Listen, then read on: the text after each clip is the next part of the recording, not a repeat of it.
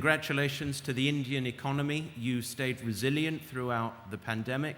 You are leading the way in terms of growth going forward, and I think this bodes incredibly well, particularly to achieve the objectives that the government and the industry has set. If you look at the growth of mankind of the last 1,000 years, most growth comes in the last 100 years. This was made to happen because of aviation. The Honorable Prime Minister was addressing us on the occasion of Civil Services Day. There are two ways of dealing an issue. One is the active way and the other is the passive way. He wants us to follow the active way. I would urge all of you to take the benefits of Krishi UDAAN scheme.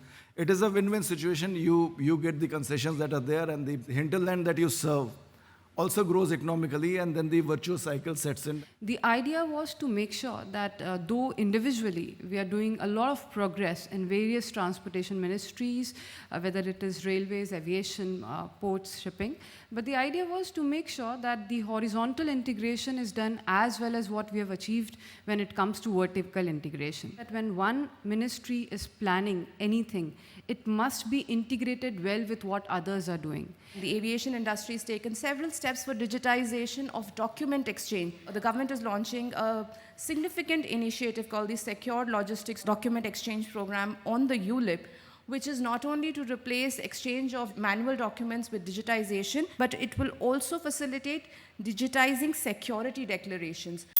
Welcome to the momentous event of the ACFI Annual Conclave 2023 with our motto, Cargo Udan, empowering and connecting the Indian skies. This is Sakshi Gupta, Country Manager, Air Logistics Group, a proud member of the ACFI and your host for today. On behalf of the ACFI management, ACFI Secretariat, our members and our air cargo fraternity would like to welcome our esteemed dignitaries and eminent guest of honors on stage, please. Mr. Piyush Srivastava, Senior Economic Advisor, Minister of Civil Aviation. Please, can we have you on stage, please, sir? Can we have our ACFI President, Mr. Yashpal Sharma, to escort with him on stage, please? Ms. Jivisha Joshi, Deputy Secretary, Logistics, Department of Promotion of Industry and Internal Trade, Ministry of Commerce and Industry. May I please request Mr. Satish Lakaraju, Event Chairman, to escort her on stage, please? Can we have on stage Mr. Glenn Hughes, Director General, TIACA? May I please request Mr. Sanjeev Edward to kindly escort him on stage, please? Mr. Ramesh Mamadala, Head of Cargo Commercial Air India. Please, can we have you on stage, please, sir? Our past President, Mr. Cyrus Katgara, Partner, Gina and Company. May I please have you on stage, please? Would also extend our warm welcome to all our past presidents, members from other trade associations, our media delegates, and our cargo fraternity for gracing the event with your precious presence and valuable time, which not only illuminates and inspires us, but instills and infuses in each of us the energy and enthusiasm manifold. I'm sorry, apology. Can we have Ms. Divya Satija from Ministry of Commerce on stage, please?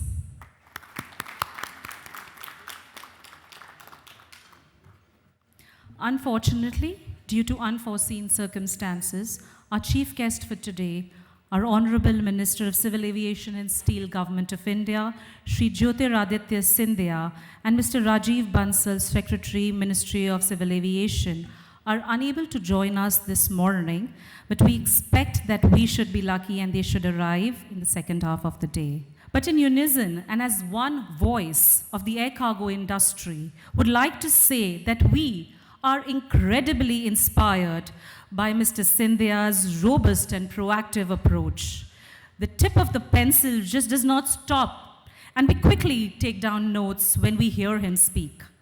His blueprints, his ideas, his tireless efforts have taken the Indian aviation sector to be on the spotlight of the global arena. And even though he is not currently present here, his best wishes and perennial support is with us. In spite of the catastrophic effect that COVID-19 had on our economy, we as an industry became more agile, adaptive, not just survived, but thrived, and emerged collectively from the chrysalis to becoming a monarch, soaring high, onwards and upwards with resilience. It is heartening to see how our government has opened the floodgates to becoming an enabler and facilitator, a problem solver, eager to hear us out and receptive to the challenges we face as an industry and arrive at concrete and firm solutions. I'm reminded of a lovely quote: collaboration has no hierarchy. Just like the sun collaborates with the soil to bring flowers to earth, similarly, it is our Honorable Minister Shri Jyotiraditya Scindia, together with all the governing bodies and stakeholders of the supply chain, collaborate together with earnest efforts to complete the circuit, electrifying and amplifying the energy to ensure the tripod strategy envisaged by him to achieve the vision of 10 million metric tons is met.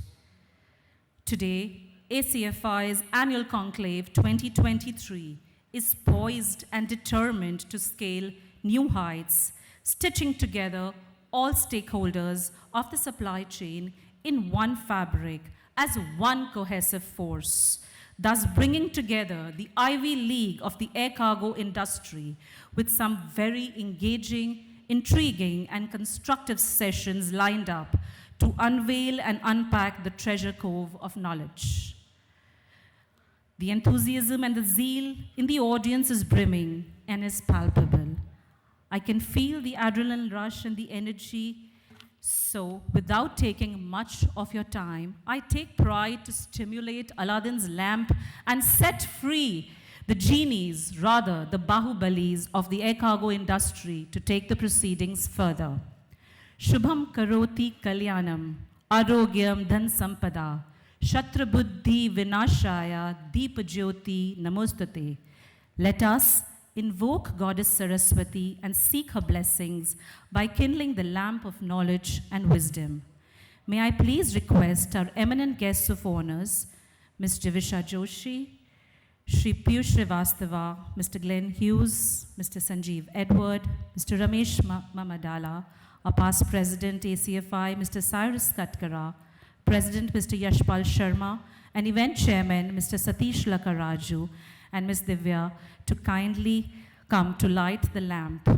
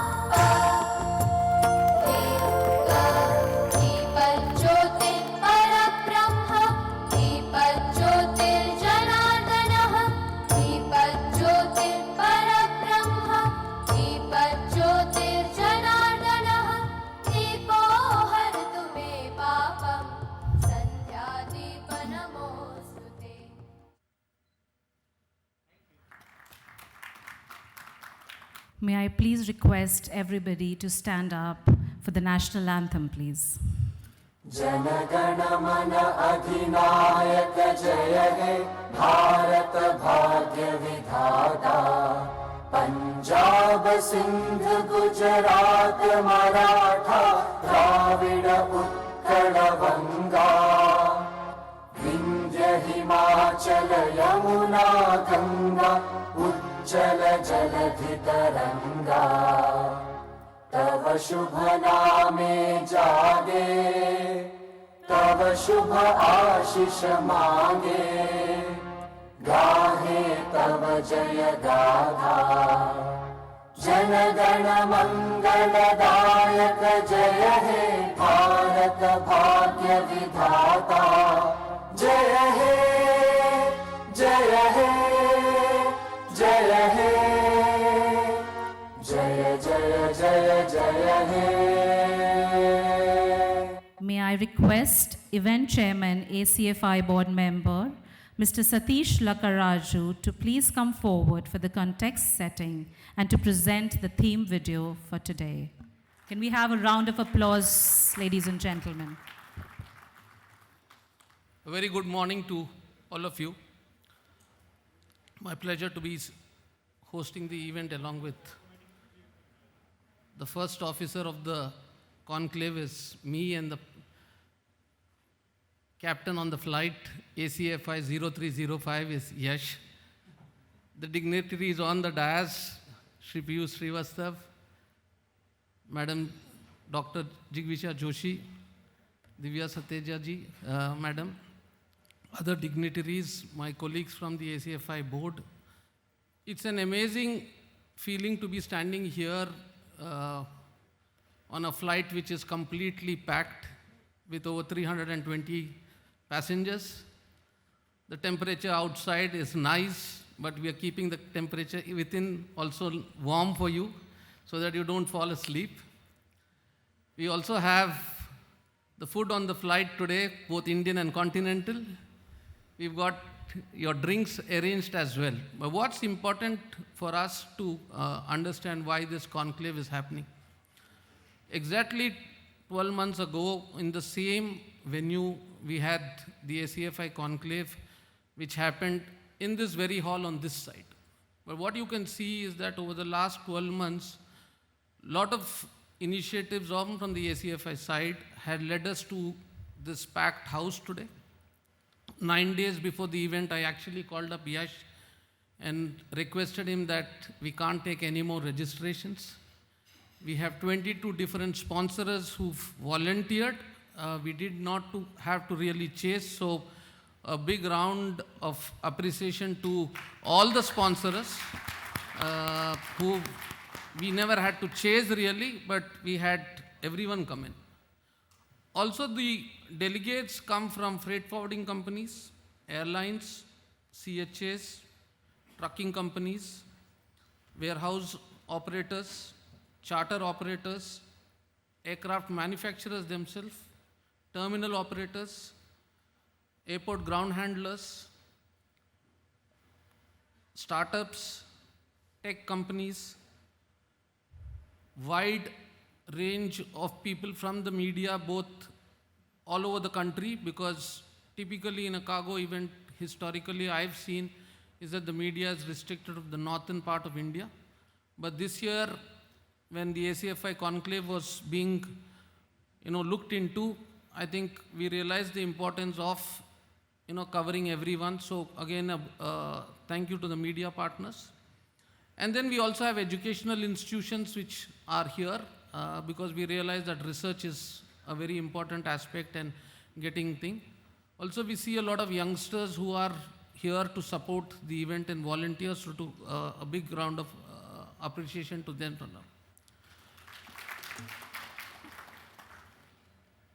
I'm sure over the last couple of days, you would have noticed there's a lot that was happening on the social media front. We have put a lot of effort in terms of creating the content. The concept note was designed to really have very good panels. We also have international speakers. Glenn, thanks for accepting to come back within a 1 month's notice onto the dais. He was here on the March 27th and 29th. So that's also commendable that we have international participation this year. We were expecting a few more, but I think there are too many cargo events that have happened on a back-to-back basis, and some of them have to fly back into Europe as well. ACFI stands for many things in terms of why it was constituted, which I will leave it to the President to speak. What I can tell everyone here is that when Yash and the board wanted me to contribute to the industry, I said ACFI stands for an attitude which is very positive. You can see the energy in the event committee. I can't take everyone's name, but every day we were getting up at 5 in the morning to put this event together, sleeping quite late in the night in terms of getting everyone to be very comfortable. But C stands for a collaborative approach in the whole gambit of things. You can see the number of people who are here. We are very forward-looking, so F is where it is. And I told Yash, definitely we are intelligent as well, because we are so agile in terms of changing agenda even in a last minute at 2 in the morning thing. So we are clearly flexible, we are agile, and we are intelligent. We've got 3 business sessions which are very interesting, which cover important topics which were discussed, and we decided to have these topics. One, air cargo is always constituted to be one of the most expensive ways of transportation. But we've got to tell you that what air cargo can do and what it galvanizes to the business. Then we see that while there are opportunities, there are also challenges. So the second session, which Sanjeev moderates, talks about the challenges and how we addressed. But we, this time, bought in the domestic front, and which is why I did not talk about the domestic front when I was speaking earlier, is we realized that there's a big amount of domestic cargo that moves, and there's a lot that can be done even on that front. So Keku, my good friend and the board member, and also chairman for one of the task pillar, he will be moderating that. But we've got other content which we have built.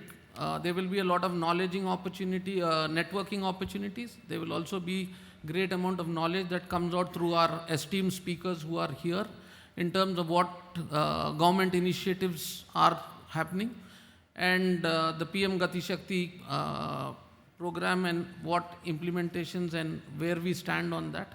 And surely from Mr. Piyush Srivastava, who will talk about the other aspects from the ministry side as well. So I think this is basically what is in store for today. So request you all to make best use of it, and looking forward to a great day. Thank you. Thank you so much, Mr. Lakaraju, for your inspiring words.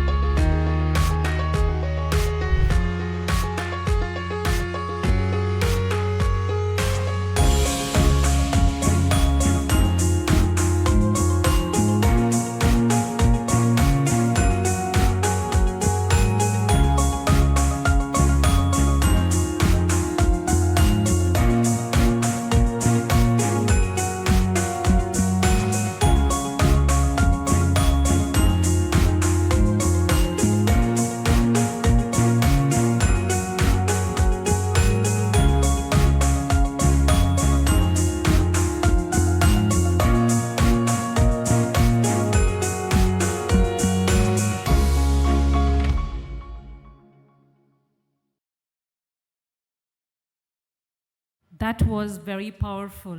From 3.15 million metric tons to 10 million metric tons is our vision. We can, we will get there. All we need, as the video said, was speed and power to be added together. You know, I was just thinking that COVID-19 has taught us and the aviation sector that we, all logisticians and cargo, is no longer a 12th man. We are the front-footing batsmen. We will take the spinners, all the googlies and all the adversities which nature or the world throws at us. So we have made our place engraved and etched in the aviation world. Now I would request the keynote address by Mr. Glyn Hughes, Director General, International Air Cargo Association, TIACA, to please come forward and address the august audience, please. Can we have a round of applause for this charismatic gentleman? Good morning, ladies and gentlemen. I'm just looking for the technology. They say you want me to tell some jokes whilst they're waiting. I've been under strict instructions from my children not to do any jokes. Thank you very much. Ms. Jivashi Joshi, Deputy Secretary Logistics for the DPIIT. Mr. Piyush Srivastava, Senior Economic Advisor, Ministry of Civil Aviation. Distinguished guests, ladies and gentlemen, colleagues, and most importantly from me, friends. It's a pleasure for me to be back in India. I think I'm going to take up residency soon. I enjoy coming here so much. And I must say congratulations to my friend Sanjeev.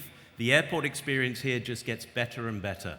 I spend my life in airports, and some airports I literally spend an entire life in, but not here. Here I process smoothly, so thank you very much.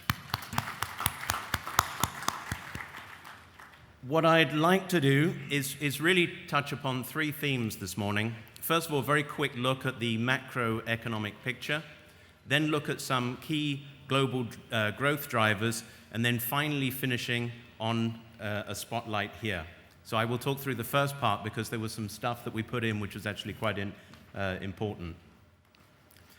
First of all, some of the key aspects from the International Monetary Fund is that the growth picture going forward should be resuming next year. We know that the challenge this year has been very much related to the global consumer and the tightening of domestic finances, particularly caused by global inflation and high energy costs. And with those seeming to come down, it does look like that actually the picture for consumer activity will be resumed in earnest, we hope, at the beginning of next year. And that is true from all of the major consumer markets. One of the things that people say, well, what's different between the industry now and the industry pre-COVID? And I think one of the key differences is where the capacity comes from. Pre-COVID, and on the left-hand side, we see actual cargo tons, but on the right-hand side, we see the availability in terms of where that capacity originally derives from. We see that the freighters played the bellies played a more significant role pre-COVID. During COVID, with the grounding of passenger aircraft, the freighter, and particularly the Praetor, which is the passenger aircraft redesignated for cargo use, really stepped up and carried the mainstay of the activity. And going forward, we anticipate from an industry perspective that the balance of capacity will be weighted more towards the freighter than the belly in future. Now, this is true, of course, not in all markets, but just in general terms from a global perspective. Some of the growth drivers, and this again is an important one because we know that the air cargo industry is premised on the fact that consumers are buoyant, consumers buy. When we look at the difference between 2019, which was the last full traditional year, as it were, and 2024, which is when we expect normal activity to resume, that's half a decade. And in that half a decade, we expect to see another 400 million affluent middle class joining the consumer activity. Now, of course, when people join the consumer activity or the consumption class, they equip themselves with domestic appliances, with electronic goods, with high-value items, and this is where air cargo is a primary driver. So things look very progressively important going forward for this industry to support that growth in the global middle class, of whom most will actually be in Asia, here in India, China, and Southeast Asia in particular. One, just quickly in terms of smartphone sales, what we do as TIACA, we try and monitor global activity of individual items. Smartphone sales in the last few years have been down, but this is good news. It's not very common that you say when something is down, it's good news, because it's pent-up demand. So the demand during 2020 and 2021 was predominantly being used to support people through COVID, but the demand for smartphones and other gadgets will actually resume, and again, that's a major driver for this industry. Particularly here in India, where a lot of the, and I'll talk about this a little bit later, but a lot of the electronic manufacturers are looking to actually have their +1 here in India. This is really an analysis of where the manufacturers are in terms of market share. Doesn't really matter because, of course, the components all cross borders, independent of final assembly. So at the end of the day, everybody that's involved in the process wins in terms of business generation, heading towards that 10 million metric tons. We're still on the old one?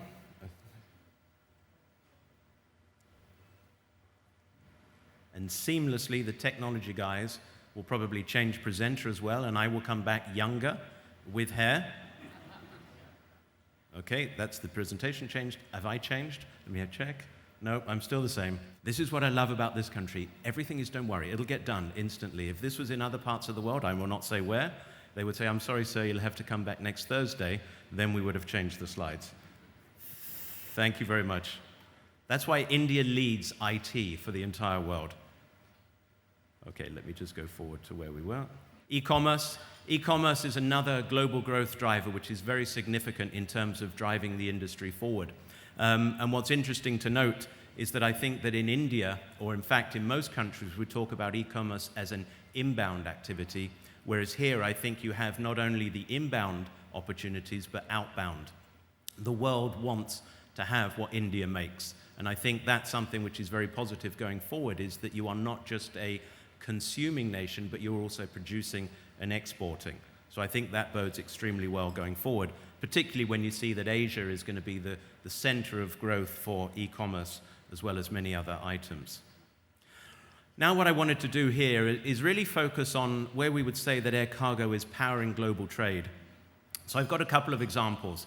First of all, and for many of us in the room, we can remember that fashion used to be a high street activity. We would go into the stores, our families would go in, and maybe 3 or 4 times a year. So then it was what we would call slow fashion. It was changing by the season. Then, of course, what happened is people like Inditex came along and they introduced a new concept, which was fast fashion. This was very much about taking the latest trends, getting them manufactured, and getting them distributed around the world through, in Inditex's case, 7,500 retail outlets, but a growing online presence, and they use air cargo exclusively for their manufacturing process and distribution. But things have always gone through evolution, and now we have ultra-fast fashion. So we have Shein, which is Chinese-based. They have no retail outlets. They are exclusively online. They are ultra-fast. They want to be leading in terms of ahead of trends, and again, they're going to be basing their distribution network on the fastest mode possible, which is air cargo. So we can see through many other commodities that it's actually evolving from traditional slow, which was maritime supported, to faster, which is air cargo, to ultra fast, which is air cargo and express. Another example, and this one came from a very interesting story, that the Canadian pork belly exports, forgive me for being very specific, but traditionally that moved by ship. There was one particular sector for this, which is in Manitoba, outside Winnipeg, where the product, which was chilled pork belly, basically went on a 2-day truck trip to Vancouver and then a 28-day sail through to its Asian markets. During COVID, the farmers were having trouble getting hold of available slots on the shipping lines because a lot of them were cancelled. So they happened to just meet casually with a member of the air cargo community at Winnipeg Airport. And he said, well, why don't you fly it? And they said, well, what's that going to cost? And this was during COVID. He said, it's going to cost you about $1 million per charter. And he said, well, how can I make money out of that? He said, because it's a different product. It's not chilled pork belly anymore, it's fresh pork belly. So he actually now, it was 1-day truck, 14-hour flight. And the reason why this is so significant is it turned a product the same item, but it turned it from an 800 million Canadian dollar product into a $1.2 billion Canadian dollar product. So it gained 50% additional value, and that was because of the value that the air cargo industry gave. You use the word galvanizer. You've heard enabler this morning as well. And this is really what the air cargo industry does, is it enables people to derive additional value from the products that are already being moved. So same volume, the same production technique, but faster supply chains allowed him to make, after his additional supply chain costs, he still generated hundreds of millions of dollars of additional value. We see the same in the wine industry. There's a particular product called Beaujolais. Traditionally, Beaujolais is one of those, it's a young, fresh grape, and its quality is in the early freshness of the wine. So back in the 1960s, there was a race called the Beaujolais Run, which was really about who could get the first bottle of Beaujolais into the parish bistros. That has evolved into now the Beaujolais Run involves 35 million bottles being air freighted to over 100 countries from 60 days from going from grape to that distribution into those overseas countries. It generates millions of dollars of value, or say euros of value to the French wine industry, and again, it's value created through the air cargo industry. Valentine's Day, for people who are probably ahead of the curve and buy the flowers for their partner in advance. Unfortunately, I don't fall into that category. I fall into the, oh dear honey, I forgot, sorry. Here's 2 bunches. And just remind me, when was our wedding anniversary? She said last week, you missed it as well. So here's 3 bunches. So I'm keeping the flower industry going. But the reason why I'm highlighting 2 countries here, I'm going to highlight Colombia and Kenya. In Kenya, there's 500,000 people employed supporting the floricultural industry. 70% of those flowers go to the EU. In Colombia, 500 million flowers were actually produced for Valentine's Day. Their key markets are USA, Russia, Japan, and the UK. And in the 3 weeks preceding Valentine's Day, LATAM, just as one carrier, put on 100 freighters per week. That was basically 14 a day. If my math is correct, yes, 14 a day.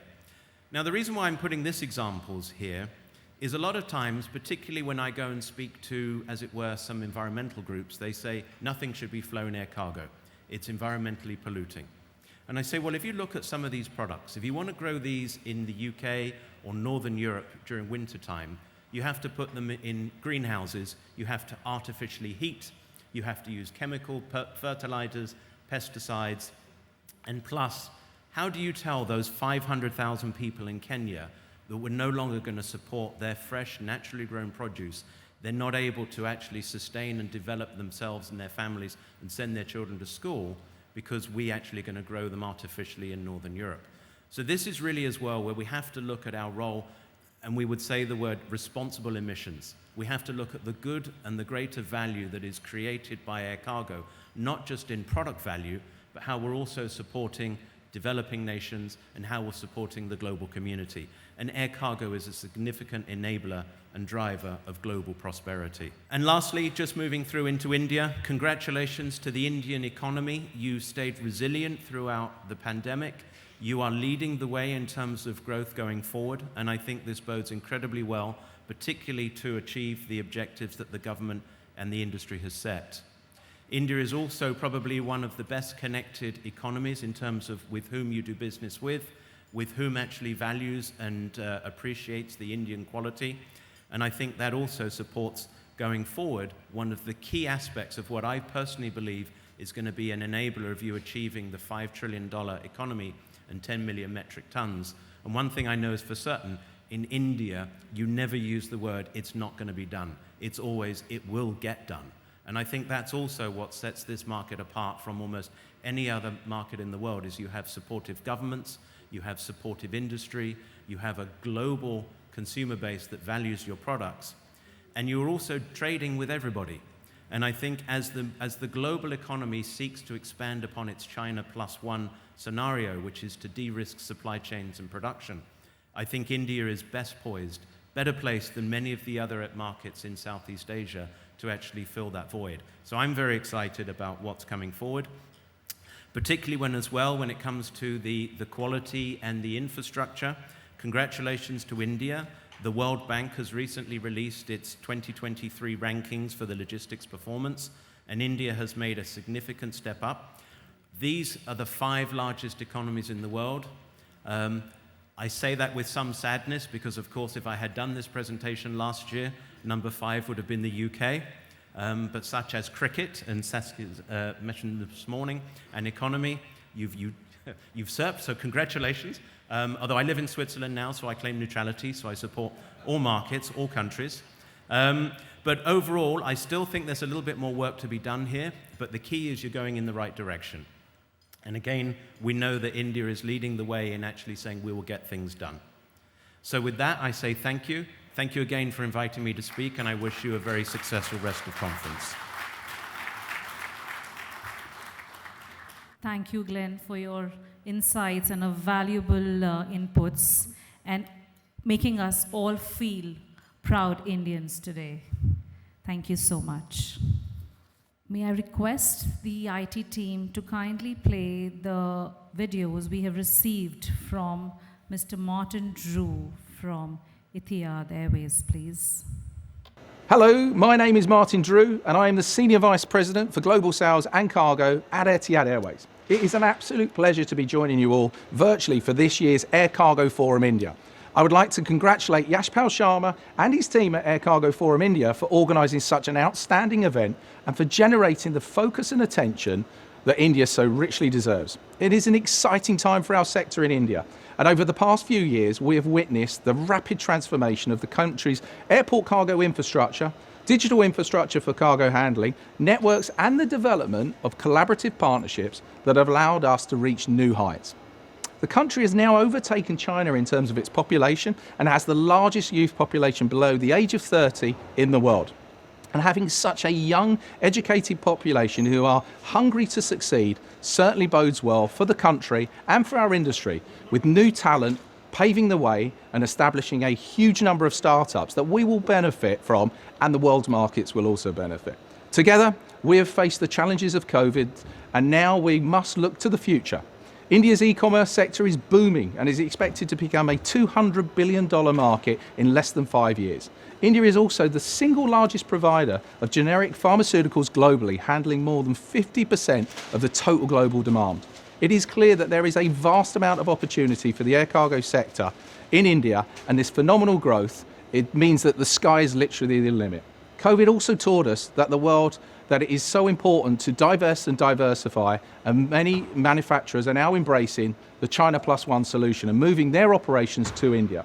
India is a key market for Etihad Cargo, and we've continued to add depth to our Indian network, adding destinations and frequencies to meet the capacity demand of our customers and our partners. Partnerships have been critical to our success, and we fully support and look towards Air Cargo Forum India to bring the air cargo community together and to focus on leveraging our strengths, technology and processes so we can contribute to India's long-term growth and success in meeting future challenges and bringing about positive changes. Thank you and enjoy the rest of the forum. That was indeed a very inspiring and encouraging message coming from Mr. Drew, Senior Vice President, Global Sales and Cargo, Etihad Airways. People reaching out to us virtually only shows how India is growing on the global map and creating a niche for itself. Can I request the IT team now to play a message from Mr. Guilam Haliu, Chief Officer, Cargo, Qatar Airways, please? Hello everyone, my name is Guillaume, I'm the Chief Officer Cargo for Qatar Airways. I am terribly sorry I cannot be with you today. When Yash asked me to be a keynote speaker at the ACFI meeting, I was extremely honored and I really would have loved to be there. Unfortunately, my business is taking me elsewhere down in Africa this week, so I would not be able to be with you. My message to you today is to share how much I appreciate the support from the Indian market for Qatar Airways. India is a very important market for us. It's a very important market, period, for the world. Now becoming the most populated country in the world, with a massive consuming market as well as production for exportation. We believe a lot in India, and we're going to continue to invest in India with our cargo capacity as much as possible. I believe there is a bright future for air cargo in India. I believe there is a bright future for carriers and for freight forwarders alike. So with this message, I wanted to say thank you for your support to us, Qatar Airways, but also to our industry. I hope we are serving you quite okay. We do our best, we put our heart into it, and I am grateful for your business. I wish you all at ACFI a wonderful meeting this week. I'm sure you will come up with tons of new ideas as initiatives, and I look forward to meeting with some of you, Yash, hopefully in Europe next week at Air Cargo Europe. Thank you.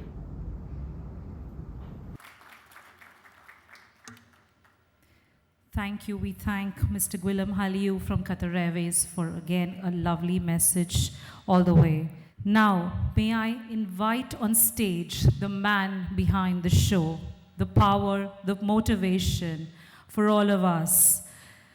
President ACFI, Mr. Yashpal Sharma. We are all ears and keen to hear your inspiring words.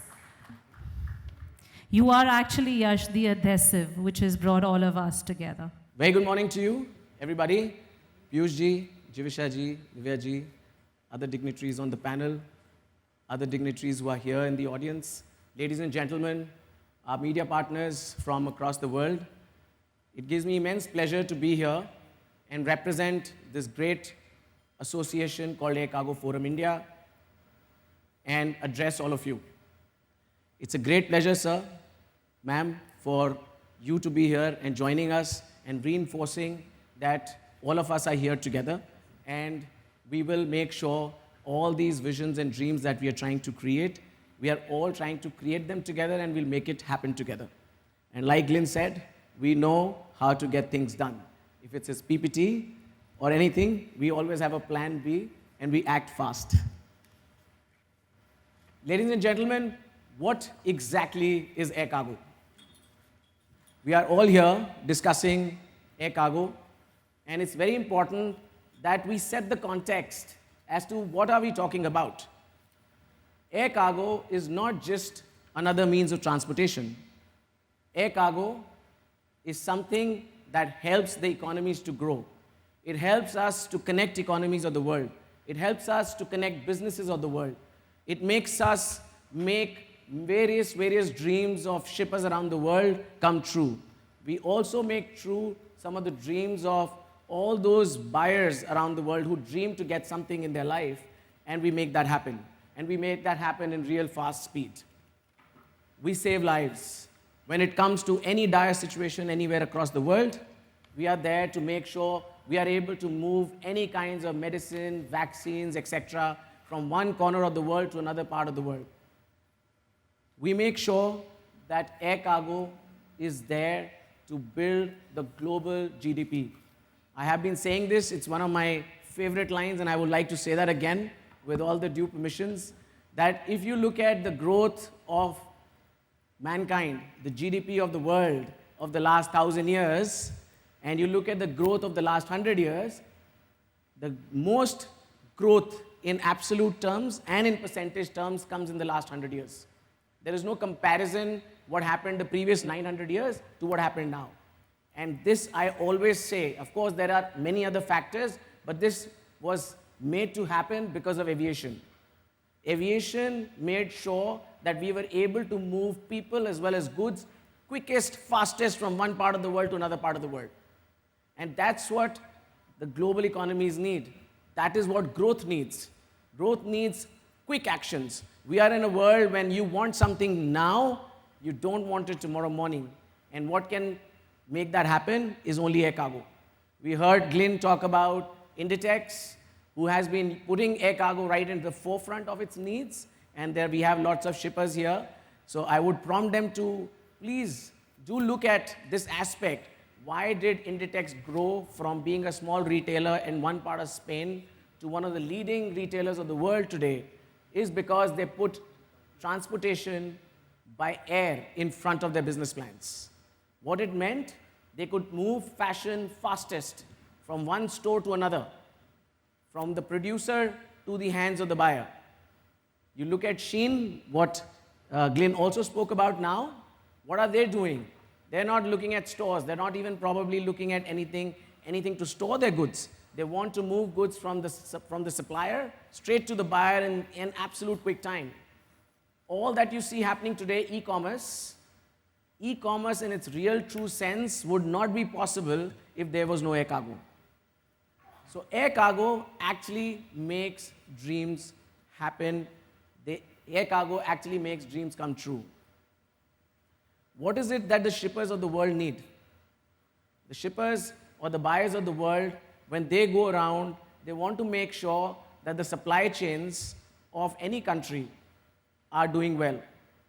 When the buyers look at India as a possible sourcing hub, and when we are talking about we being possibly China +1 to them, and being the factory to them for the next 2 to 3 decades, what is it that they really need? They want to make sure that the supply chain of India is absolutely efficient and trustable. They want to make sure that the produce that comes out of the factories in India is of top quality, the quality that they were told that they will get. They also wanted to make sure that their products are readied on time. And lastly, they want to be very sure that the logistics infrastructure, the logistics ecosystem of that country where they are producing and sourcing their goods from is trustable to actually carry goods to them in the time frame that has been mentioned. Lastly, they need to know what is the plan B. In case something doesn't happen in time, what is the plan B that a country has, which is how efficient is the air cargo ecosystem of that country. Because if something doesn't happen on time, then it's only air cargo which will get goods to them in absolute quick time. So this is what Indian air cargo is aspiring to do. While the government of India is taking some very, very encouraging steps, what all we are seeing over the last 7 to 9 years is absolutely very, very warming, and it gives great pleasure, not just to me, but many, many other Indians, when we see that the government is walking faster than us. They are ahead of us. They want more things to be done by us quicker than what we think they should happen in. The kind of investments that we are seeing in India, if you see the PLI scheme, we look at all the investments that are coming in all sectors, and it's not just one sector, it is going across sectors, and we are seeing some of the best names of the world trying to now source their products from India. We are seeing some of the best manufacturers of the world come to India and manufacture their goods. We see a lot of Indian companies up the game, put in more and more facilities to produce goods which are not just for today, but also for tomorrow. All this is so encouraging. What we see in terms of the logistics improvements that the government is trying to see, what we have seen in terms of digitalization in the last 4 to 5 years is incredible. I think some of the initiatives that the government of India has been trying to do are absolutely fascinating. Some things that we were talking about 15 years ago and we thought they will never happen, they happened in a jiffy. We saw things happen real fast. And big compliments to people here and the ones behind the scene for making this happen. When we talk about India being ahead in the game in terms of IT, technology, it is these initiatives that will make sure that we sit there and we say air cargo ecosystem of India is not just at par with the best in the world, but we are better than anybody else. A small thing, since we're talking of air cargo, e-aviable, India stands number 7 globally in terms of e-aviable acceptance and adoption, which is great. We sit ahead of United States, we sit ahead of Netherlands, and we sit ahead of many, many advanced economies of the world. And this is only getting started. We will be number 1 very soon. And many other digital initiatives by customs and other regulatories are also very, very, very, very welcomed by the industry as a whole. We see that all these efforts and initiatives now backed by the PM Gati Shakti, the National Logistics Policy. There are so many initiatives that are being rolled out. We have been part of various discussions also in terms of logistics cost, of how we can make India not just the best, but also the most competitive logistics ecosystem. Great work is being done. There's great collaboration which is happening. I think I need to talk a little bit about ACFI before I get thrown off. I have a career here for another year at least. So ACFI, ladies and gentlemen, Why ACFI? Why were we created? What was the need of ACFI? ACFI was created to make sure that we are able to take one common voice to the government, to the regulatories. We sit together in one room and we discuss a lot of issues, a lot of improvements that can possibly happen. We can do a lot of things between us before we go to somebody outside of us. The private sector has a lot to do. So it was a thought that came across way back in 2011, and by 2012, we were able to put everything together and launch ACFI. ACFI, which has representation from all stakeholders. Each and every key stakeholder of the industry is part of ACFI, not just as a member, but also in the governing board. You see the house here. The last 10 years, we managed and we have tried our level best to bring everybody together. ACFI is about being together. It's about us as an industry to stand together, work together as one unit, in collaboration with all the other incredible and lovely associations that we've had over these years, who over the last 50, 70 years have been doing extremely great work in their areas. But we need all of us to be one. Whether it is ACFI, whether it is ACFI, it is AAFI, AMTOI, etc., all associations, we all need to come together and make sure that the dream that we are all living, that it will come true. We will only be able to bring it together if we are all together. ACFI has been working primarily on a few pillars. We call them task pillars. And all these pillars are led by very able chairpersons. We have our skill pillar, for example, which has been doing great work. And I've been talking about it that skilling and upskilling is a very silent enabler of what you want to achieve, because the benefits are generally non-quantified, but they are of immense value to an organization and to an industry. We managed to upskill about 5,000 people over the last 3 to 5 years. We put this initiative along with the India initiative of Skill India, and we managed to put a task pillar which is working very, very efficiently. And a big thank you to the entire task pillar team for making sure that we just don't stay within one confined place. We are going online, and we have been doing a lot of online programs today. Our knowledge and research pillar has been doing incredible work by putting in a lot of researches in place. We've reached out to various airports of the world, various airlines of the world, brought in a lot of good practices that probably can come together, put them and made representation to the government to make sure that the right requisite changes in any possible infrastructure and processes could be brought in by them. Our other task pillars, whether it is policy advocacy, whether it is research, process simplification, each one of them has been working on the key pain points of the industry, making sure that they go forward. Yes, Cyrus, go green. We have a latest task pillar. Cyrus is heading that. It's one of his, it also sits as one of the key objectives, if you look at the objectives of ACFI, that we are not just talking about business, but we want to make sure that our business is absolutely environment friendly. Lots of study is being carried out by this pillar to make sure the infrastructure that we have, not just at the airports, but also the allied stakeholders around, whether they are freight forwarders, custom brokers, truckers, etc., all of them use absolutely green or environment-friendly equipments, and any process is absolutely paperless. We also have a digital and automation pillar, which is looking at what can we do to further improve, further go on, and make sure that our entire processes are the best in the world. We will not just take a look at what are the best practices from around the world, but we will build new practices that possibly we will want to share, work with organizations like TIACA, and not just, take best practices from outside, but there are surely a lot of good practices that we are bringing in the business, and we'll be happy to share them with you, and you can take it around the world. So we also have a new pillar, which is branding air cargo. We are talking about empowering businesses, and that's what the whole title is all about.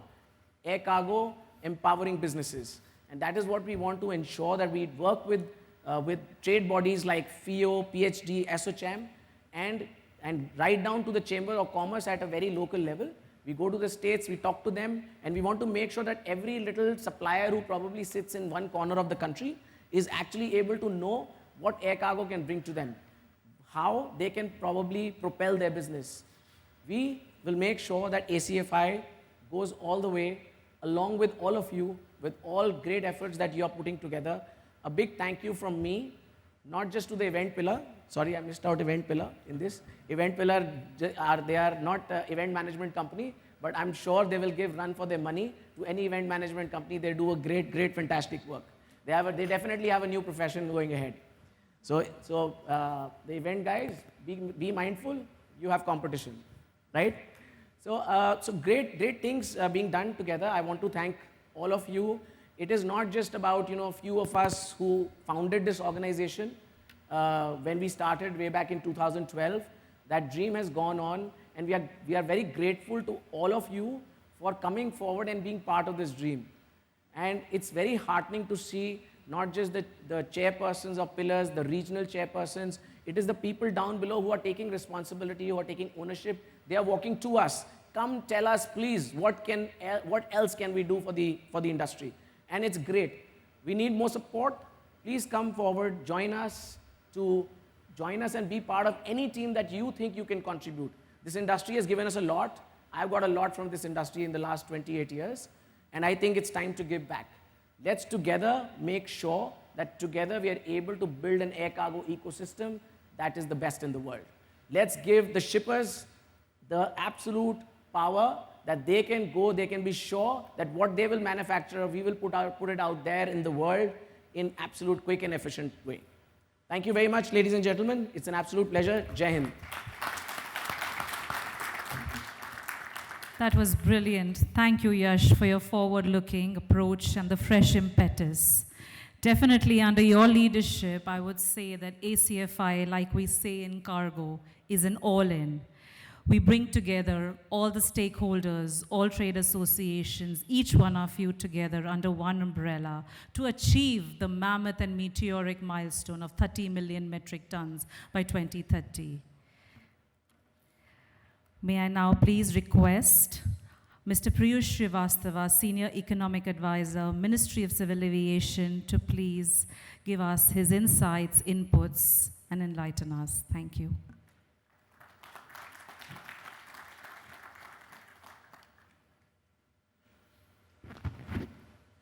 Dear friends on the dais, Mr. Yashpal Sharma, Mr. Sanjeev Edwards, Mr. Gadkara, Mr. Cyrus Kadgara, Jivisha Joshi ji, Glenn Hughes, Divya Satija, and Satish Lakhiraja ji.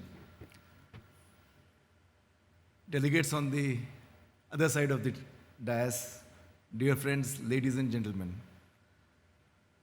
I think Mr. Hughes gave the setting for today's conference with his presentation of the figures that we had that actually brings to the ground the enthusiasm that we have on the basis of data. Well, India is poised to take the position that it is working for, the third largest aviation market, and the related things that we have to bring in, especially in the cargo sphere. In this context, I think the theme of today's conference with Cargo UDAAN is very relevant. It immediately conjures up images of a long-haul flight, and all of us who have taken a long-haul flight do know that there is sometimes turbulence lurking, and we have to deal with it. And somehow this phenomena of long-haul flights with the turbulence has an uncanny way of replicating itself in the policy realm and the business of airlines. So we were just coming out of the storm of COVID when we were hit by a turbulence again in the form of high ATF prices. We tried to deal with it. We tried to bring down the VAT so that the price of ATF comes down. We succeeded in 17 states. We are working for others. And of course, we have now 31 states on our side where the ATF is low, but the 5 states that we are still working on, including Delhi, have high ATF rates. But that is work in progress. So I was talking about turbulence. And now we have had a whiplash action in the form of disruption of supply chain, largely on account of COVID, I believe, where we have an issue of maintenance of engines, which has resulted in 70 aircraft on the ground and a couple of airlines are suffering. We've all read the news yesterday. Not a very good development, but nevertheless, that is part of the aviation journey. That is the way it is. You know, just a couple of days, in fact, 2 weeks back, the Honorable Prime Minister was addressing us on the occasion of Civil Services Day. And there he said that there are two ways of dealing an issue. One is the active way, and the other is the passive way. And of course, there are no prizes for guessing what the Honorable Prime Minister would have espoused. He wants us to follow the active way. And I take this opportunity to take you back exactly 357 days in the memory lane, in this very hall, in this very stage, in the presence of the Honorable Minister, Mr. Scindia. I had made a reference that the Ministry of Civil Aviation in the present leadership does not believe in taking things in a reactive way. We wanted to be proactive. And we have done this. We might have succeeded somewhere. We might have... we are still doing work. While not say we have not succeeded, we are still on the job. And we will succeed eventually. There are various issues on the policy front, on the tax front. We've done the advocacy. We also work on it ourselves. And there's no other way but to succeed, as has been rightly pointed out by a couple of speakers, including Mr. Sharma, that in India we do not believe in not getting things done. We know that it will get done. It's only a question of time. At that time, when we were having discussions, one issue came that a country of our size, our potential, and our dimensions deserves to have hubs, transshipment hubs. Again, an issue came that the transshipment hub requires an anchor airline. And we all realized, in fact, at that point of time, things are dynamic. At that point, it was felt that creating a hub, government can only provide a facilitating environment. But the hub will get created based on the global economic scenario and how the aviation sector works and, excuse me, foresees the growth. So we decided that it's an exogenous factor. We have laid out the red carpet and let us see what happens. But then, as they say that the fortune favors the brave, providentially, we were working on the privatization of Air India, and it happened last year. And now Air India has placed a huge order of aircrafts, including 70 wide-body aircraft, which should give us a good springboard to create aviation hubs in the country. And I would believe that the size of India's size merits at least 4 or 5, at least 5 hubs. And we are now poised to do this, and maybe by the end of my posting here, my tenure here, we'll see at least a couple of international transshipment hubs in the country. Besides the exogenous factors that we thought which have now become endogenous, there were other endogenous factors. In fact, I see Kekuji in the audience, and the organization that he used to lead, the I-Class, which is a subsidiary of Air India, Airport Authority of India, has done a lot of work. In fact, 31 domestic airports have cargo facilities, including 21 of them which have cold storage facilities. There are 13 terminals which have international cargo facilities, including one for cold storages. There are 10 private airports. All of them have state-of-the-art facilities. 2 state airports which have state-of-the-art facilities. So there are a lot of endogenous factors that we are working on. I will not even try to dwell on the policy and the taxation issues because that's still work in progress. But as I said, we will be there surely. And PM Gati Shakti that Mr. Yashpal was mentioning, and I'm sure Jivisha is actually itching to speak about that. I will not get into that. And Ulip, Jivisha, I'm sure you will tell our audience here about what good work the DPIIT has been doing in this. I would like to allude to another thing that we have been doing, that is the Krishi UDAAN scheme, which has a bearing on cargo. Krishi UDAAN, as we know, is meant for perishable commodities, and especially in the Northeast, but of course now we have expanded to 58 airports. The critical thing about Krishi UDAAN scheme is that you can take benefit out of the concessions that the airports offer, provided you operate a freighter. Now, before 2019, we had, in fact, by 2019, we had a good fleet of 28 freighters, which came down to less than 8, in fact, 8 1.5 years back. And now again, there are new players, and the earlier players are also bringing in new aircraft in the freighter sphere. So we have crawled up to around 12, and by the end of year, I believe we'll have 14 freighters. All these freighters need to be deployed for sure, and I would urge all of you to take the benefits of Krishi UDAAN scheme. It is a win-win situation. You get the concessions that are there, and the hinterland that you serve also grows economically, and then the virtuous cycle sets in, and we know the benefits, as Mr. Hughes and Yashpal ji pointed out about the aviation industry. I think this conference is very opportune, and a lot of ideas will come up by the end of the discussions in the evening. But what happens in such conferences usually is that we get amorphous ideas, wide sweep ideas, which need a lot of work before they can actually be taken down for action. So the various pillars that Mr. Yashpal was mentioning, I think they'll have a lot of work, and at the end of this conference, they'll get ideas. They will need to be worked on, fleshed out for facts and figures, maybe some international routing on that. But what I would look for, in fact, I would urge the various pillars, is that after this conference, when you have those ideas, work on those ideas, test them on the touchstones of doability and desirability. And only when they qualify in those two test stones, then maybe you would want to prioritize them in terms of what is to be done immediately, what can be done in the medium term, and what can be done in the long term. I think that will be very useful when you come to us and bring those ideas to us, because you know our ministry, as I said, at the risk of being repetitive, but I have no hesitation in saying this, that we actually want to stay ahead of the curve. And in fact, it warmed the cockles of my heart when Mr. Yashpal said that we are ahead of the industry in this. But the ideal situation would be when both of us are working in tandem.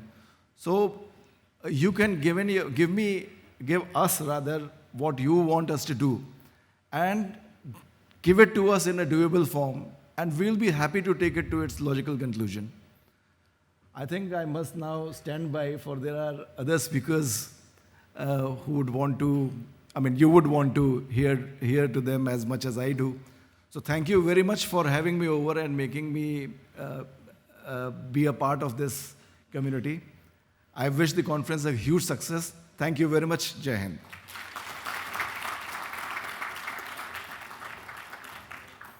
Thank you so much, Piyush ji. The motivation, the hand-holding which the government gives us is incredible. And now with the phoenix rise of our national carrier, Air India, and the air cargo industry definitely has emerged, as I already said, from the cocoon, from the chrysalis, to soar higher and higher. May I now please request Ms. Jivisha Joshi, Deputy Secretary, Logistics Department for Promotion of Industry and Internal Trade, Ministry of Commerce, to please come forward and give us her insights and inputs, please. A round of applause for Ms. Jivisha Joshi. A very good morning to everyone, and again, I would like to extend my thanks for having me here.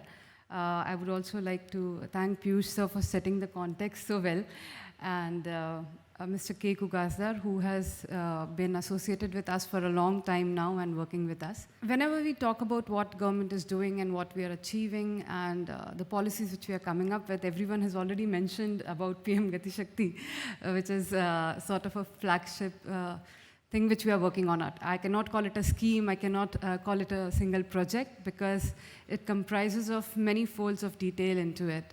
Briefly to touch upon what are the initiatives of government and what logistic division in DPIIT is working upon, is that, as you're aware, Honorable Prime Minister Sir has launched PM Gati Shakti in 2021. The idea was to make sure that though individually we are doing a lot of progress in various transportation ministries, whether it is railways, aviation, ports, shipping, but the idea was to make sure that the horizontal integration is done as well as what we have achieved when it comes to vertical integration. What we mean is that when one ministry is planning anything, it must be integrated well with what others are doing.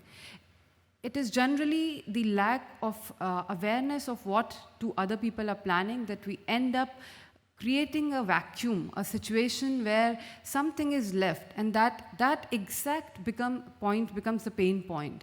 When we talk about higher logistic cost, that is exactly what we're talking about, the first mile, last mile connectivity gaps.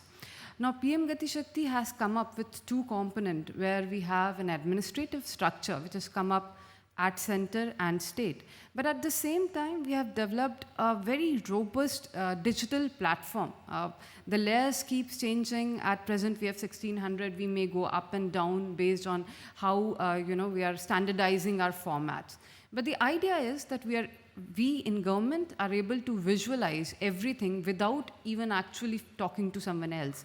So you are aware of the upcoming projects, you're aware of the upcoming planning, you're aware of the project stage where they are, and then you can integrate with them better.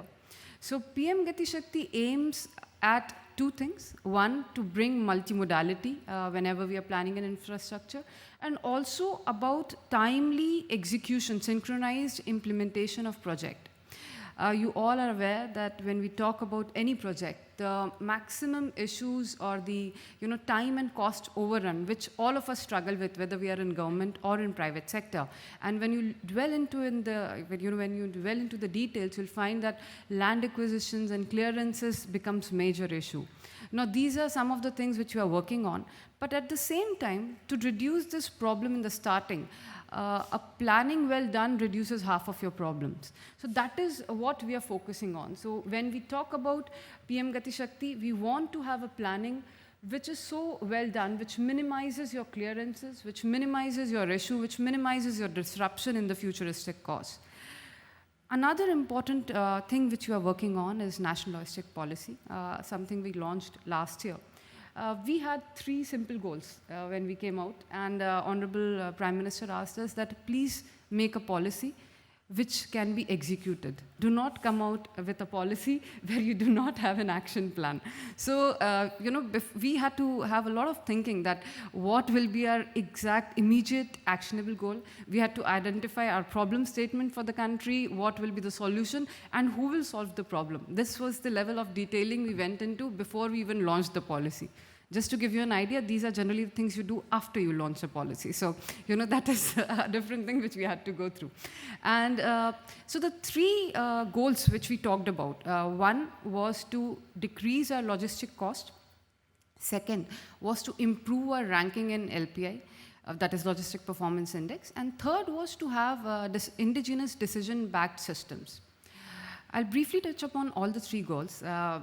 As has already been mentioned, we have improved our Logistic Performance Index, and it is heartening to note that the maximum improvement we have achieved is in logistic efficiency. Now that gives me immense pleasure because, we have been working for it for a long time, and to have something, another important point is the perception-based ranking. So sometimes you can change the ground facts, but still not change the perception. It's not easy. So we were able to do the changes, and people could actually think and see that the changes were actually done. That is an interesting thing. World Bank mentions about an interesting initiative which DPIIT is working on, that is Logistic Data Bank, where we are tracking and tracing each and every container in the country. It's a huge exercise. I have been to a lot of international forums and countries in recent past, and everywhere ask this question. Because we all are aware, when COVID struck us, supply chain resiliency became an important issue, something we never talked about. So logistics was always behind the scene, but suddenly when everything got stuck, people were talking about how to make the system more resilient, how to make sure that this disruptions can be tackled. And the containerized cargo, the amount went up. If you look at the index, Dury index and all that, you'll find 600 times the cost was increasing for a container.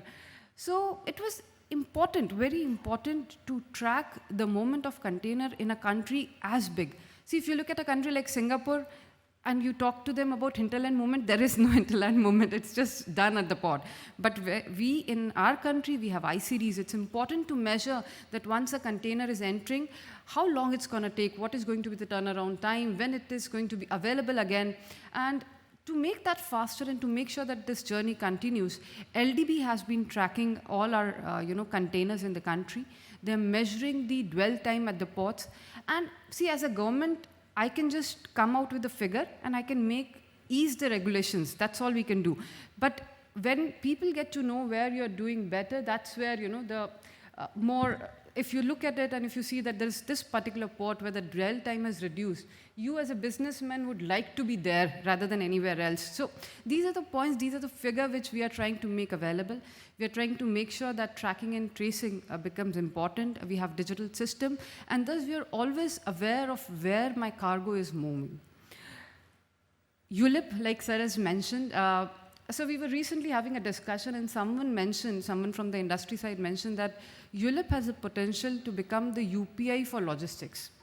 What UPI did for the financial system, exactly something what we are doing at ULIP. And this is the time for all of you, I urge you all to get associated with what we are doing.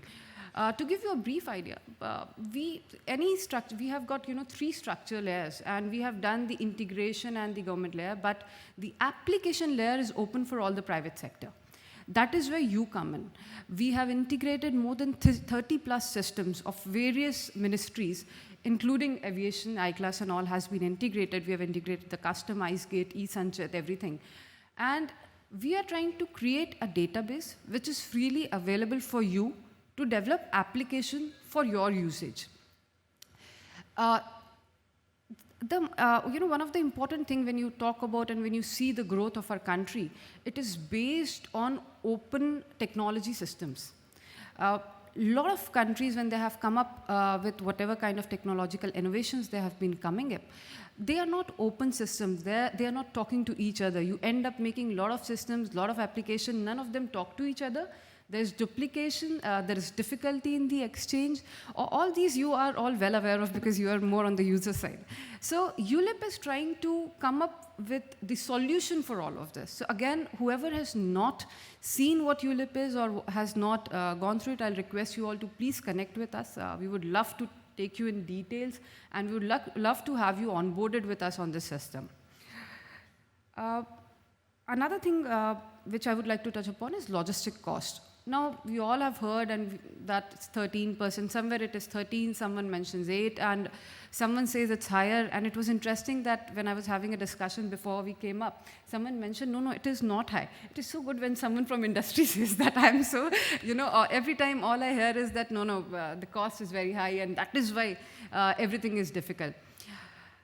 Since we want in our policy to reduce the cost, the idea is not just to give you a figure that, no, we have reduced. The understanding is, if I have a benchmark that this is my logistic cost, and if I'm able to break my cost into the components of what actually comprise of my logistic cost, then actually we can act as a government which policy, which regulation needs reform.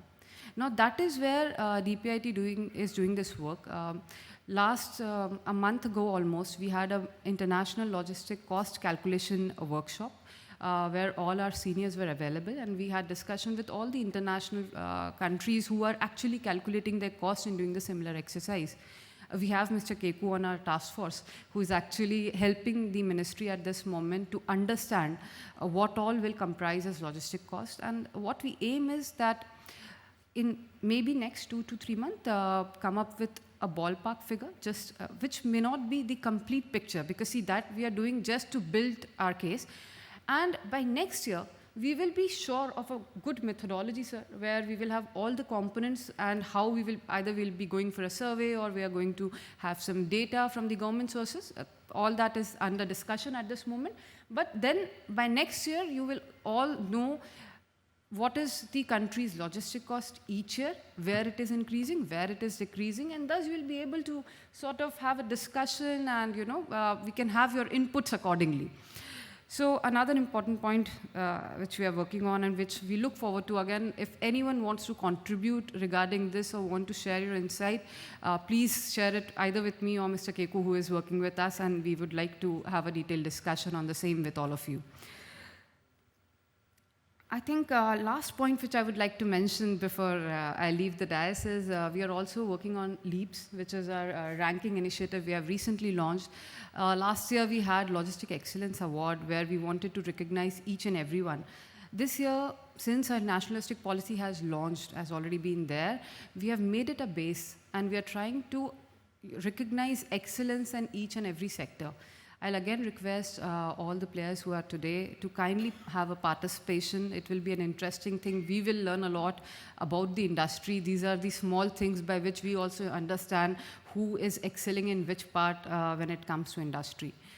So these are just the brief initiatives that I wanted to touch upon. And again, I would like to thank you all. Obviously, air cargo is the thing which we are looking forward to for any kind of last mile connectivity. One cannot have or one cannot achieve the dream of becoming a 32.8 trillion economy by 2047, which we keep quoting, unless we have air cargo as our backbone. The kind of geography which we have, the kind of connectivity which we have, the last mile connectivity has to happen only with the aviation sector. So I wish you all the best for the same, and I wish this conference all the best. And I look forward to all the ideas, whichever you come out with after all the panel discussion. We'll be happy to discuss it with all of you. Thank you once again. Thank you so much, Jifar ji. That was truly enlightening, and horizontal integration, as you said, absolutely 10% is the key to move forward. We have to have a robust linear strength in place. Digitalization definitely has been the savior for all of us. We all have heard all our eminent speakers, brilliant minds before us speak. When visionaries like these come together, limitless potential is unleashed and powerful thoughts transpire. I would now request Mr. Sanjeev Edward to please come forward and share his thoughts and digitally unveil the ACFI brand video thereafter. Yeah, good morning, everyone, and to all my distinguished colleagues on the dais, government officials, thank you for making us, thank you for the very inspiring speeches and, encouraging the ACFI team, and also my industry colleagues on the dais and industry colleagues on the other side of the dais as well, but each of you is very important for us. ACFI, as we see it, before we see our brand video, it's been a journey of over a decade, and it's very great to see some of our ex-past president also sitting on the front lines over here. I was sitting on the dais over here with a sense of joy as I see the room full, but I also with a sense of sadness, because I only hope we could push the walls aside and get more people into the room.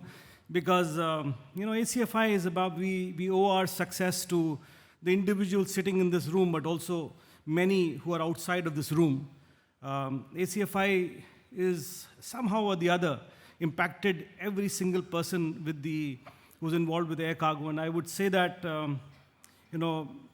be it our past presidents who've actually been instrumental in bringing us where we are, be it also, some of you are directly involved, you're board members, part of the skill towers or different pillars.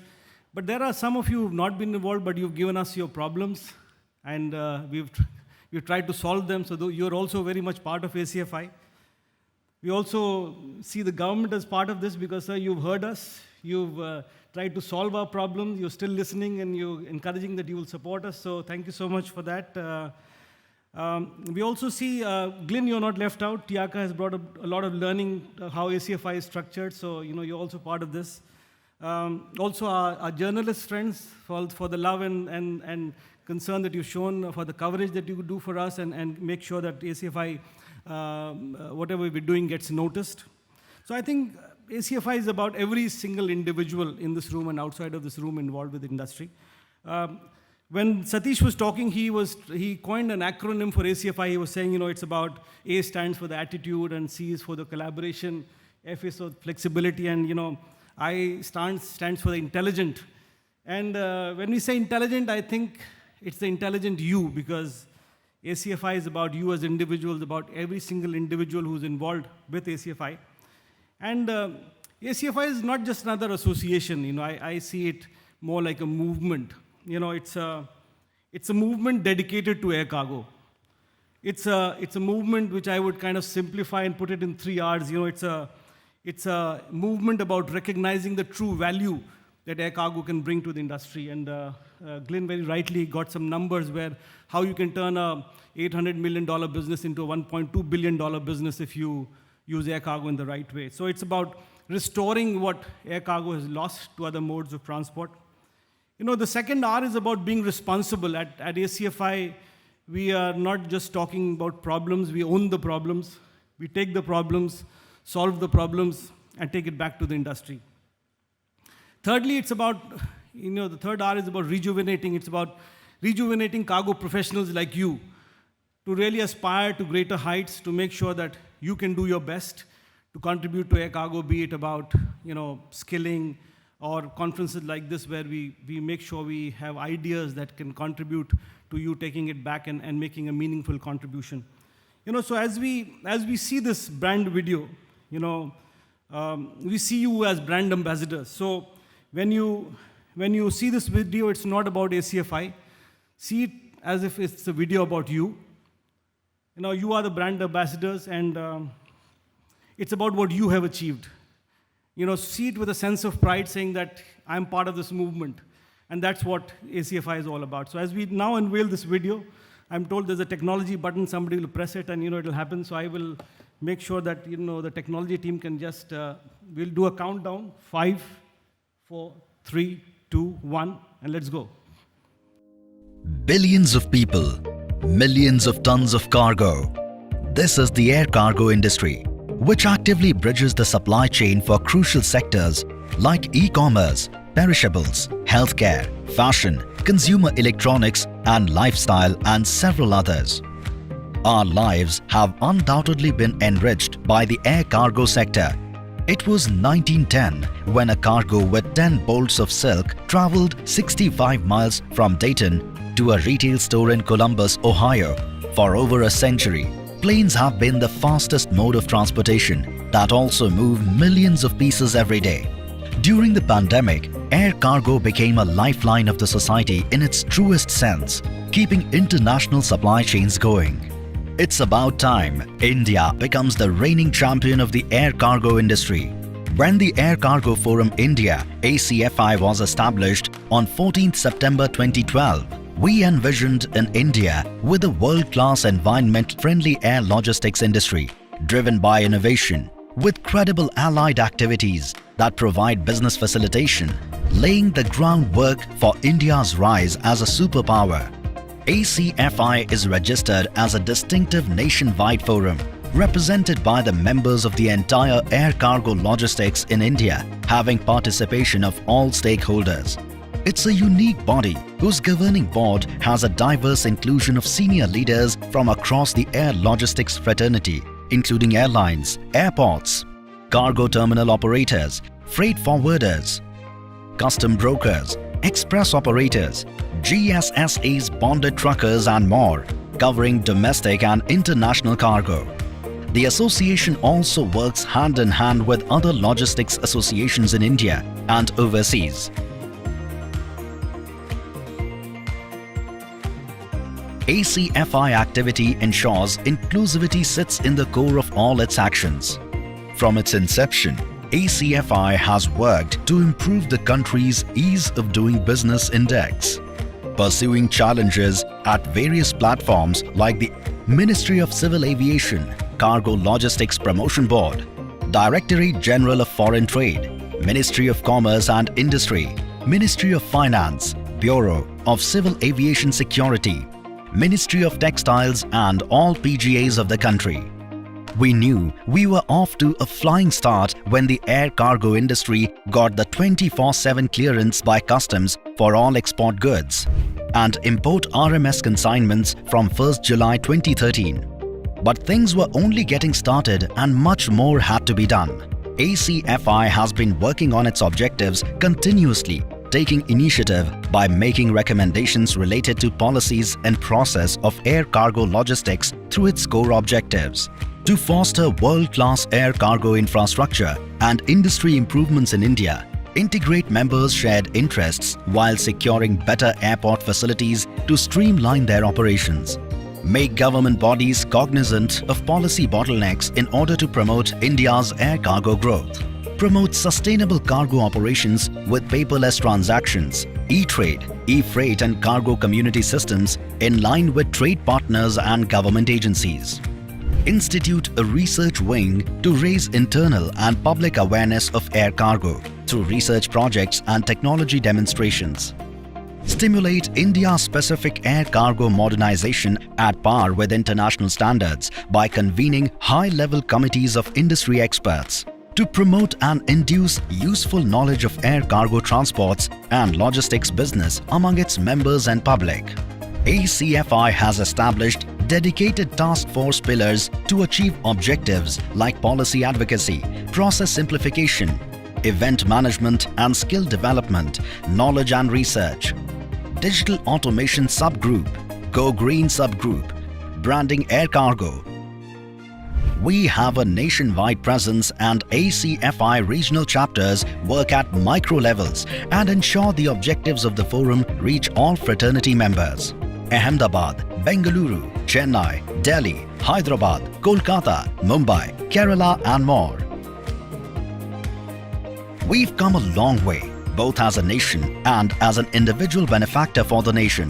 With the Indian air cargo industry primed for sustained growth, ACFI aligns with the Government of India's Ministry of Civil Aviation's goal of reaching 10 million metric tons of air cargo by 2030 to 31. ACFI pledges to give wings to businesses and will ensure the entire air cargo ecosystem of India helps to galvanize growth by connecting the Indian producers to global buyers in the fastest way. Together we can, and together we will.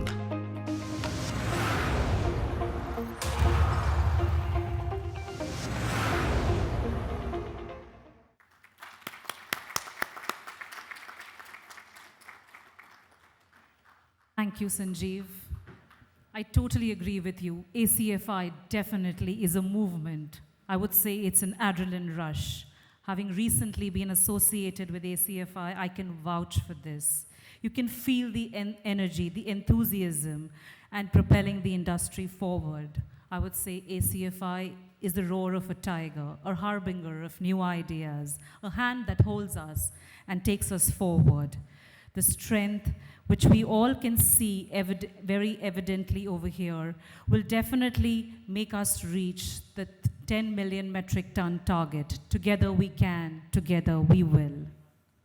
May I now request Ms. Divya Satija, Ministry of Commerce, to come forward and share her insights and views with us. Can we have a round of applause for Ms. Divya Satija, please? Thank you so much. Once again, I would also like to thank to have invited me for this very wonderful event. And it's a pleasure and an honor to be sitting with this august gathering of panelists on the dais and being amongst all of you, esteemed industry players. Thank you very much and congratulations on this very successful event. I won't take much of your time as already a lot has been said. It's evident that the industry is making tremendous waves of growth. We've heard a lot on what the government has been doing, not just for the aviation industry, but also for the entire infrastructure and logistics sector per se. So with the permission of the dignitaries on the dais, if I may set the futuristic context for the industry here, in line with the initiatives that have been taken by the Government of India in the past couple of years, And I need not say more that the impact of that is already very much visible. So when we launched the Gati Shakti program, a vision was given to us by the Honorable Prime Minister to break silos in the government and advance as a whole of government approach. I think we may take the liberty to say that to some extent the silos have significantly been broken in the government, at least for the planning and execution of projects in the logistics and infrastructure domain. So maybe now take it forward to how we can adopt a whole of industry approach by integrating the efforts of the industry per se. We talk about optimizing cost in the sector. So maybe looking at, and if you see the full slogan of Gati Shakti, it is PM Gati Shakti for multimodal connectivity to economic zone. So perhaps integrating efforts across different modes in the industry could be the call that the whole logistics ecosystem could come together and evaluate. I believe that as an economist, I want to say this, that will definitely pave the way forward for reaping the economies of scale for different players who have a unique role and unique contribution to this whole sector. And as Mr. Satish in the beginning said, that the I in the ACFI stands for intelligent, and if I may take the liberty to replace it with integrated per se, perhaps we can explore that as well. I am certain that several digital initiatives are being undertaken even by the aviation industry, but only the Logistics Data Bank had mentioned in the World Bank's performance report. So perhaps we can upscale the initiatives that are being taken even in the aviation sector to a national scale so that they also enjoy global recognition and our ranking improves even further. It was mentioned just now that we are thinking of the aviation industry has taken several steps for digitization of document exchange. May I bring to your notice that we are launching, the government is launching a significant initiative called the Secured Logistics Document Exchange Program on the ULIP, which is not only to replace exchange of manual documents with digitization, but it will also facilitate digitizing security declarations. So I urge the industry here taking this opportunity that perhaps all initiatives that are being taken at industry level, maybe the time is now that we leverage them, dovetail it with other modes of transport and bring them to a national scale, for which the government has laid an excellent platform, be it ULIP or be it various other institutional initiatives that have been taken, as mentioned by Dr. Joshi, one of them being the undertaken under PM Gati Shakti, the other called the Services Improvement Framework, I believe is one of the most remarkable steps taken by the government, which uses both an institutional framework and digital technology to bring together the voices of the industry. An e-logs portal has been launched wherein all industry associations can register, and I'm happy to say that ACFI has already registered, issues and voices of the industry. Even feedbacks can be registered on that portal, and the government, the logistics division, which is steering this particular group, is taking it up on a fortnightly basis, facilitating interministerial coordination just for speedy resolution, so that not only in projects, but even in logistics services, there is no pendency. So to be able to become a Vishwaguru, as is the slogan that has been given to us by our Honorable Prime Minister, we are very proud to say that we are totally on the journey of Atmanirbharta. We have come up with various indigenous data-based initiatives. Some of them have been spoken about, and there is another initiative called the LEADS, wherein we rank states on their performance. I know that the industry has a huge target of 10 million tons by 2030. And you do aspire to reach out to the Tier 2 and Tier 3 cities. So what better than, using Gati Shakti as this initiative not only facilitates a lot of planning on a digital portal, but the institutional mechanism de-risks investments in the supply chain to a great extent by faster clearances, faster interministerial coordination, and the aim is to reduce pendency and minimize disruption as much as possible. So perhaps that's also another area where the industry could take a look. And I think a lot has already been said, and I just would like to leave this platform by one last comment that I would like to make, that Last year, aviation industry did record a 4 lakh plus passenger traffic. It's a heartening number, and we wish all the best that perhaps the cargo industry would also record such heights. And also, I leave a food for thought for the participants here, that how can we explore the integration of aviation industry to strengthen our regional connectivity and embark on a journey to become to facilitate a development of strong economic corridors and become a Vishwaguru in the true sense. Thank you very much. Thank you so much, Divyaji. Indeed, empires of the future are empires of the mind. And thank you for giving us a futuristic approach. Experience, energy. When there is a fusion of experience and energy, what we have before us is what we always look forward to. I would like to invite all the past presidents on stage, please, Mr. Pradeep Panikkar, Mr. Tushar Jani, and Mr. Cyrus Katkara. I would request our guest of honors, Mr. Piyush Srivastava, Ms. Jivisha Joshi, and Ms. Divya Satija, to please facilitate our pillars, our past presidents of ACFI. Please, can we have a big, big round of applause for all of them? They have been the visionaries of ACFI. ACFI since 2012, 15 September, was a small conception, and today, look where we are. Can we have, please, Mr. Piyush Srivastava to facilitate Mr. Pradeep Panikkar? Can we have the beautiful ladies give the plaques?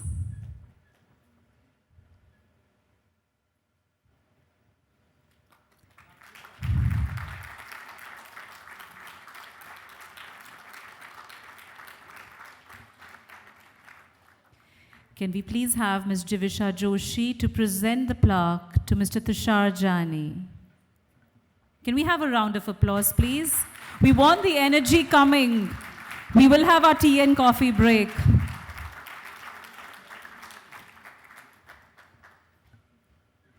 Can we now have Ms. Divya Satija to present the plaque to Mr. Cyrus Katkara, please?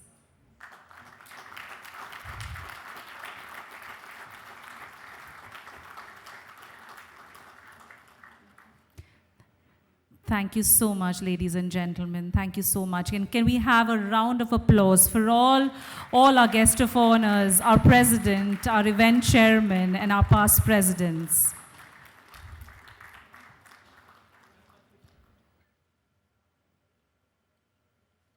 There is indeed a lot of effort put behind the scenes from a lot who are not here us now, but they are the IT, the secretariat, the ones behind the curtain. Everyone is working very hard, toiling day and night, burning the midnight lamp to make this a success.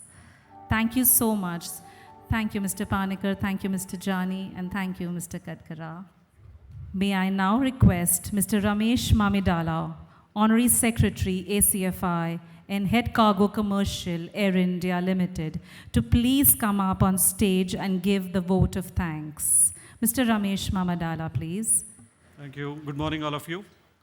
So I think we have received a very, very overwhelming response for this. So I'm here to thank all of you. So there are so many of you physically present here, so thank for taking time out to participate. But we also note that there are many of our colleagues, industry colleagues, that are joining us virtually, so I thank all of them as well. And among the people that are on the dais, I thank Glyn, for taking time out to participate. And we've had very, very useful, deep insights from all the attendees here. I also thank Sri Piyush Srivastava, Ms. Jivisha Joshi, and Madam Divya Satija for their presence here. And also thank all the past presidents that are here, Pradeep, Tushar, Cyrus. I think your presence is very motivating and very encouraging as well. Also thank the event organizing committee headed by Satish. I think an extremely well done job. We still have a lot to go in the event today, but they have done a fantastic job. Also thank the sponsors for generous contribution in terms of supporting this event. Also thank the media colleagues that are present here to cover this event. thank the ACFI Secretariat, headed by Kunwarji. I think it's a great team. They've really worked very hard to make this happen. Also thank the hotel staff and the management team for making this happen. Thank you all. Thank you very much.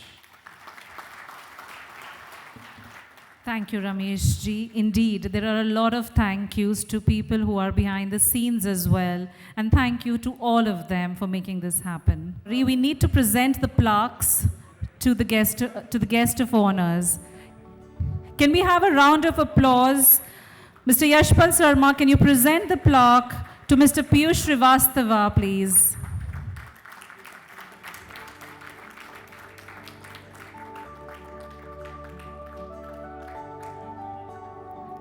Can we request Mr. Satish Lakaraju to please present the plaque to Ms. Jivisha Joshi?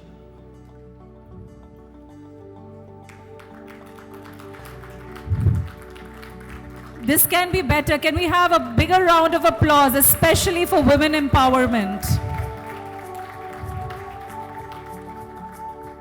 Can I please request Mr. Sanjeev Edward to present the plaque to Ms. Divya Satija? Let the claps go on. Let's have bigger and bigger round of applauses.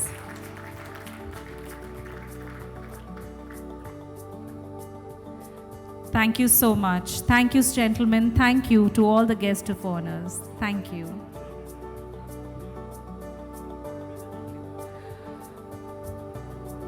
Can I also request Mr. Ramesh Mamadala, please, to present the plaque to Mr. Glenn Hughes? I'm sorry, there is a last-minute shuffle.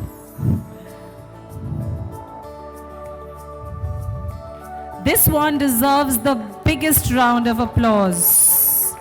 Mr. Glenn Hughes. He is such a passionate leader and has an unparalleled track record of the past 3 decades of being a driving change in the air cargo industry and promoting its values to the government, partners, and across the aviation industry. Thank you, Glenn.